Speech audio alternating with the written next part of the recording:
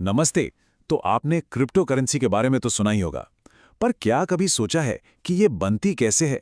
आज हम इसी डिजिटल सोने की दौड़ यानी क्रिप्टो करेंसी माइनिंग की दुनिया में उतरने वाले हैं। आइए इसकी एक एक परत को समझते हैं। तो पहला और सबसे बड़ा सवाल, ये जो नए नए डिजिटल सिक्के हैं, बिटकॉइन वगैरह, ये आते कहाँ से हैं? कोई सरकार या बैंक तो इन्हें छापता नहीं है ना? तो जवाब है एक शब्द में, माइनिंग। जी हाँ, इनको माइन किया जाता है। पर ये होता कैसे है? चलिए इसी रहस्य से पर्दा उठाते हैं। इसे ना आप एक डिजिटल खजाने की खोज जैसा समझ सकते हैं। ये एक ऐसा प्रोसेस है जो सिर्फ नए सिक्के ही नहीं बनाता, बल्कि पूरे क्रिप्टो नेटवर्क को सेफ और भरोसेमंद भी बनाए रखता है। तो अगर टेक्निकल भाषा में बात करें तो क्रिप्टो माइनिंग है क्या? ये एक कंप्यूटिंग प्रोसेस है जहां दुनिया भर के पावरफुल कंप्यूटर्स मिलकर बहुत ही मुश्किल मैथ पजल्स को सॉल्व करते हैं। और जानते हैं, हर सही जवाब के लिए एक इनाम मिलता है। और वो इनाम क्या है? वो इनाम है एकदम नए क्रिप्टो कॉइन्स। जैसे ही कोई माइनर सबसे पहले उस पजल को सॉल्व कर लेता है, ब्लॉकचेन में एक नया ब्लॉक जुड़ जाता है और उस माइनर को रिवॉर्ड के तौर पर बिल्कुल नए ताजे सिक्के मिल जाते हैं। मतलब यही है इस पूरी दौड़ का असली मजा। ठीक है, तो ये सब होता कैसे? सुनने में शायद ये थोड़ा मुश्किल लगे, लेकिन असल में पूरा प्रोसेस 3 बहुत ही सिंपल स्टेप्स में होता है। आइए इन स्टेप्स को एक एक करके देखते हैं।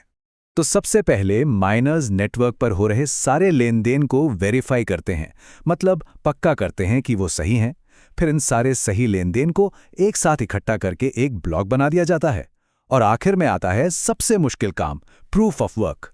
यहाँ सारे माइनर्स एक पजल को सुलझाने की रेस में लग जाते हैं और जो सबसे पहले उसे हल करता है, बस वही जीतता है। तो अगर किसी को इस डिजिटल सोने की दौड़ में शामिल होना है तो उसे किन चीजों की जरूरत पड़ेगी? सिर्फ एक कंप्यूटर से काम नहीं चलेगा। इसके लिए कुछ खास तरह के इक्विपमेंट की जरूरत होती है। देखिए, शुरू में तो लोग अपने कंप्यूटर के नॉर्मल सीपीयू से ही माइनिंग कर लेते थे, पर अब वो जमाना गया, उसमें कोई फायदा नहीं है।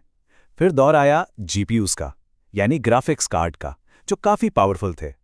लेकिन आज की तारीख में बिटकॉइन जैसी बड़ी करेंसी के लिए तो भाई एकदम स्पेशल मशीनें लगती हैं, जिन्हें एसिक्स कहते हैं। और ये मशीनें सिर्फ और सिर्फ माइनिंग के लिए ही बनी हैं, और इनकी स्पीड आप सोच भी नहीं सकते। लेकिन एक मिनट रुकिए, सबसे महंगा, सबसे पावरफुल हार्डवेयर खरीद लेना ही सब कुछ नहीं है। असली चुनौती तो कुछ और ही है। एक ऐसी चीज जो अक्सर लोगों के मुनाफे के सपने को तोड़ देती है।